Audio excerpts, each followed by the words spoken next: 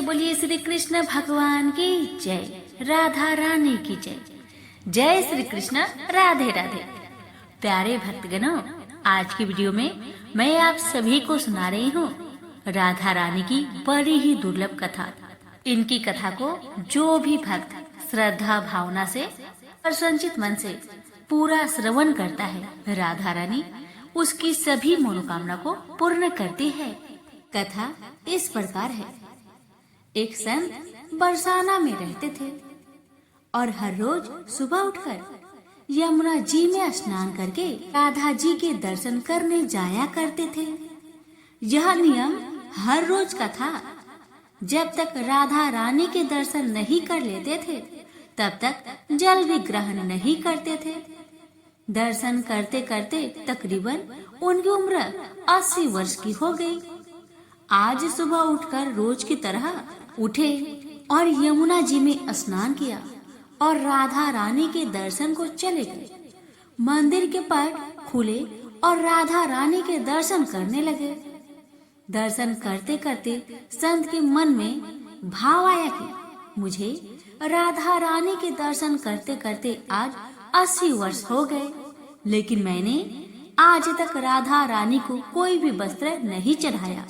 लोग राधा रानी के लिए कोई नारियल लाता है, कोई चुनरिया लाता है, कोई चूड़ी लाता है, कोई बिंदी लाता है, कोई साड़ी लाता है, कोई लहंगा चुनरिया लाता है, लेकिन मैंने तो आज तक कुछ भी नहीं चढ़ाया। यह विचार संत जी के मन में आया कि जब सभी मेरी राधा रानी के लिए कुछ न कुछ लाते ही हैं, तो मैं भी अपनी राधा रानी के लिए कुछ ना कुछ लेकर जरूर आऊंगा। लेकिन क्या लाऊं जिससे मेरी राधा रानी खुश हो जाए? तो संत जी यह सोचकर अपने कुटिया में आ गए। सारी रात सोचते सोचते सुबह हो गई। उठकर स्नान किया और आज अपनी कुटिया में ही राधा रानी के दर्शन पूजन किए। दर्शन के बाद मार्केट में जाकर सबसे सुंदर वाला लहंगा चुनरिया का कपड़ा लाए और अपनी कुटिया में आकर अपने ही हाथों से लहंगा चुनरिया को सीला और सुंदर से सुंदर उस लहंगा चुनरिया में गोटा लगाए। जब पूरी तरह से लहंगा चुनरिया को तैयार कर लिया, तो मन में सोचा कि इस लहंगा चुनरिया को अपनी राधा रानी को पहनाऊंगा तो बहुत सुंदर लगेगी मेरी राधा रानी। यह सोच करके आज संत जी उस लहंगा चुनरिया को लेकर राधा रानी के मंदिर को चले। मंदिर की सीढ़ियां चढ़ने लगे और अपने मन में सोच रहे हैं, आज मेरे हाथों के बनाए हुई लहंगा चुनरिया राधा रानी को पहनाऊंगा तो मेरी लाडली खूब सुंदर लगेगी। यह सोचकर जा रहे हैं। इतने में एक बरसाना की लड़की लाली आई और बाबा से कहती है, बाबा आज बहुत खुश हो, क्या बात है? बाबा बताओ ना। तो बाबा ने कहा, लाली आज मैं बहुत खुश हूँ। आज मैं अपने हाथों से राधा रानी के लिए लहंगा चुनरिया बनाया हूँ। इस लहंगा चुनरिया को राधा रानी जी को पहनाऊंगा और मेरी राधा रानी बहुत सुंदर दिखेगी।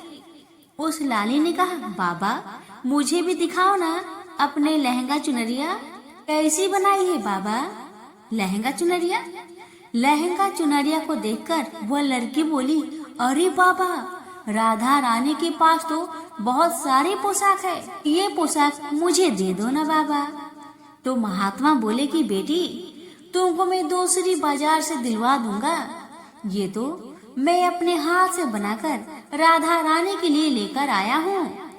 अब मैं जा रहा हूँ, तुमको और कोई दूसरा दिलवा दूंगा। लेकिन उस छोटी सी बालिका ने उस महात्मा का दुपट्टा पकड़ लिया, बाबा ये मुझे दे दो। पर संत भी जिद करने लगे कि दूसरी दिलवाऊंगा, ये नहीं दूंगा। लेकिन वो बच्ची भी इतनी तेज थी कि संत के हाथ से छुरा लहंगा चुनरिया को छीनकर भाग गई। अब तो बाबा को बहुत ही दुख लगा कि मैंने आज तक राधा रानी को कुछ नहीं चढ़ाया, लेकिन जब लेकर आया तो लाली लेकर भाग गई। मेरा तो जीवन ही खराब है, अब क्या करूँगा। यह सोचकर संत उसी सीढ़ियों में बैठे और रोने लगे। इतने में कुछ संत वहाँ आए और पूछा, क्या बात है बाबा, आप क्यों रो रहे हैं? तो बाबा ने उन संतों को पूरी बात बताई। संतों ने बाबा को समझाया और कहा कि आप दुखी मत हो, कल दूसरी लहंगा चुनरिया बना के राधा रानी को पहना देना। चलो राधा रानी के दर्शन कर लेते हैं। इस प्रकार संतों ने बाबा को समझाया और राधा रानी के दर्शन को लेकर चले गए। रोना तो बंद हुआ, लेकिन मन खराब था, क्योंकि कामना पूरी नहीं हुई ना। तो अनमने से मन से राधा रानी का दर्शन करने संत जा रहे थे और मन में ये ही सोच रहे हैं कि मुझे लगता है कि किशोरी जी की इच्छा नहीं थी, शायद राधा रानी मेरे हाथों से बनी पोशाक पहनना ही नहीं चाहती थी। ऐसा सोचकर बड़े दुखी होकर जा रहे हैं। मंदिर आकर राधा रानी की पट खुलने का इंतजार करने लगे। थोड़े ही देर बाद मंदिर के पट खुले तो संतों ने कहा, बाबा देखो तो आज हमारी राधा रानी बहुत ही सुंदर लग रही है। संतों की बात सुनकर के जैसे ही बाबा ने अपना सिर उठाकर देखा तो जो लहंगा चुनरिया बाबा ने अपने हाथों से बनाकर लाए थे वही आज राधा रानी ने पहना था। बाबा बहुत ही खुश हो गए और राधा रानी से कहा, हे राधा रानी, आपको इतना भी सब्र नहीं रहा, आप मेरे हाथों से मंदिर के सीढ़ियों से ही लेकर भाग गई। ऐसा क्यों? सर्वेश्वरी श्री राधा रानी ने कहा कि बाबा आपके भाव को देखकर मुझसे रहा नहीं गया, और ये केवल पोशाक नहीं है, इसमें आपका प्रेम है, इसलिए तो मैं खुद ही आकर आपके पास लहंगा चुनरिया छीन कर भाग गई थी। इतना सुनकर के बाबा भाव विभोर हो गए और बाबा ने उसी समय किशोरी जी का धन्यवाद किया। तो प्रेम से बोलिए राधा रानी की जय, श्री कृष्ण भगवान की जय। हे राधा रानी, जैसे आपने संत बाबा पर अपनी कृपा बरसाई, वैसे ही आपकी कथा कहने वाले, सुनने वाले, हुक्कारे भरने वाले सभी पर अपनी कृपा सदा बनाए रखना।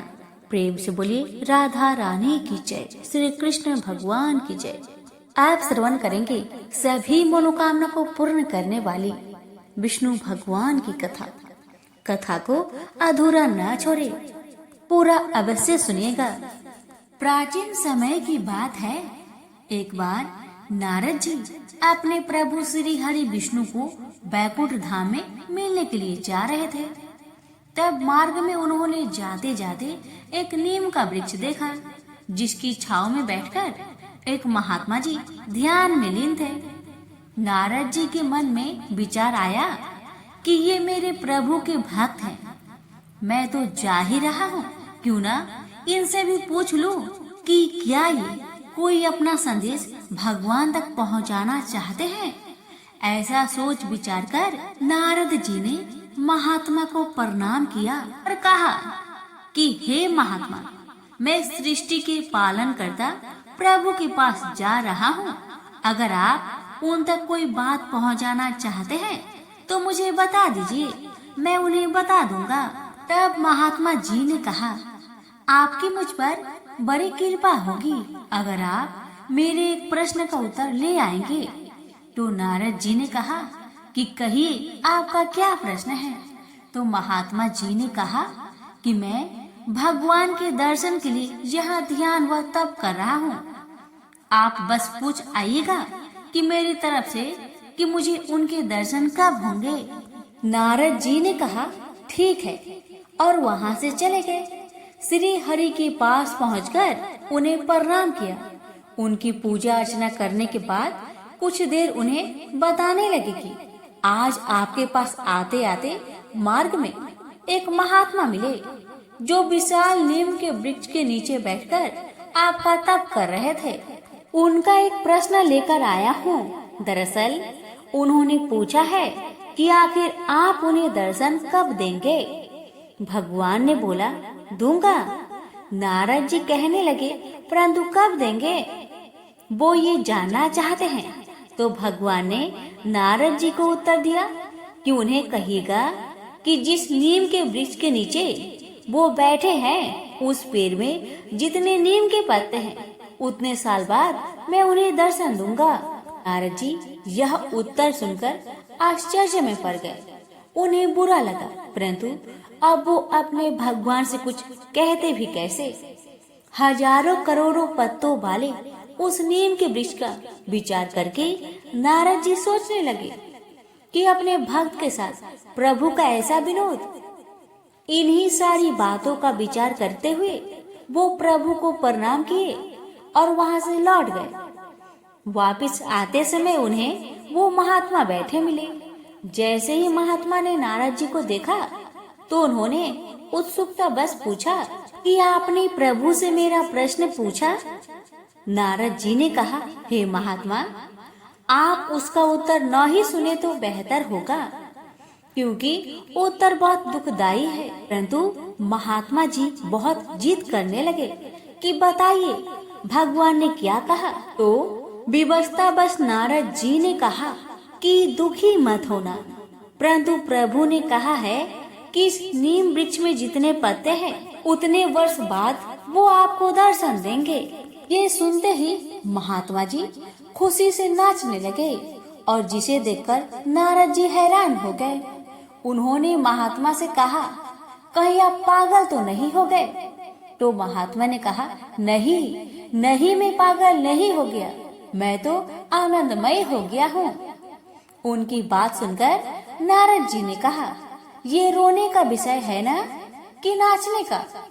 तब महात्मा बोले, नारद जी, ये नाचने का विषय है, क्योंकि अब तो मुझे ये भी पता नहीं था प्रभु मुझे मिलेंगे या नहीं, लेकिन अब ये तो तय हो गया है कि वो मुझे मिलेंगे।